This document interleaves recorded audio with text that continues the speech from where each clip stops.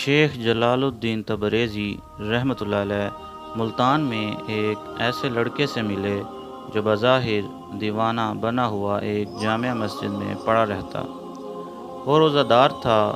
شیخ جلال الدین تبریزی رحمۃ اللہ علیہ نے اس کو ایک انار دیا، لیکن اس نے انار کے دانے لوگوں میں تقسیم کر دیے۔ ایک دانہ زمین پر گر گیا۔ لڑکے نے افطار کے وقت اسی دانہ سے روزہ کھولا۔ اس دن سے لڑکے کی روحانیت میں اضافہ ہوتا گیا اور برابر کہتا کہ اگر وہ پورا انار کھا لیتا تو بے انتہا فائدے حاصل ہوتے۔ وہ لڑکا جوان ہوا تو حضرت قطب الدین بختیار کاکی رحمۃ اللہ علیہ کا مرید ہوا، تو اس نے ان سے بھی کہا کہ اگر وہ پورا انار کھا لیتا تو زیادہ فائدے اٹھاتا۔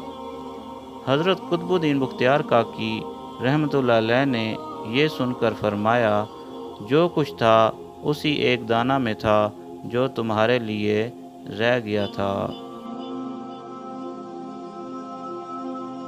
دوستو، اگر آپ اسی طرح اسلامی معلوماتی ویڈیو حاصل کرنا چاہتے ہیں تو ہمارا چینل چیک اسلامک نالج کو سبسکرائب کرنا نہ بھولیں اور ساتھ لگے گھنٹی کے بٹن کو بجا دیں۔